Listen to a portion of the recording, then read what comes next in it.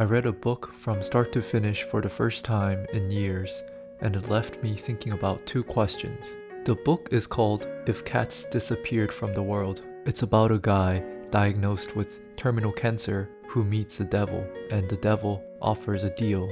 For every one thing he chooses to make disappear from the world, he gets another day to live. So each day, he removes something and reflects on what its absence actually means. The premise sounds simple, almost cliche, but it made me wonder, how much would my life actually change if some of my cherished belongings disappeared? And if I know my time is limited, why don't I live more fully? Take the sneakers I bought 2 years ago, a pair of baby blue Babestas. I wanted them because I was envious of my roommate's baby blue Nike Dunks, but I wanted a more unique silhouette. From the moment I placed the order until they arrived, I could barely sleep because I was so excited.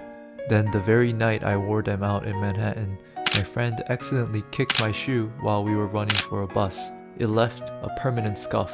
I was devastated. I went home and spent hours trying to clean it and spewing every curse word I know, feeling like that scuff ruined my life. But then life got busy and I just forgot about the shoes. I barely wore them again. When I wore them again a year later, I remembered how upset I had been, and it hit me how much energy I had wasted on something so trivial. Shoes are meant to be worn. Wear and tear is normal. My life would be completely fine if those shoes disappeared tomorrow. I realized I attach a disproportionate amount of meaning to immaterial things in life. And as for that second question, why don't I live more fully? I think it honestly comes down to fear. I've always preferred calculated decisions.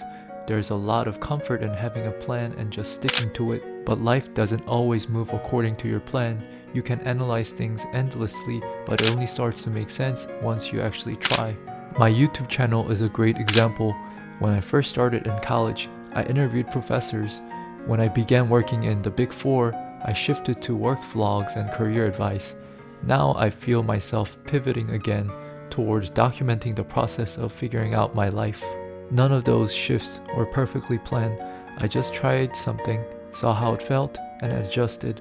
If I had just waited until I felt completely ready or certain, I probably wouldn't have started the channel at all. I've come to see that sometimes living fully isn't about having the perfect strategy. It's about being willing to move confidently before you have complete clarity. To summarize, we attach too much meaning to unimportant things and let fear and overthinking stop us from fully living a life that is limited.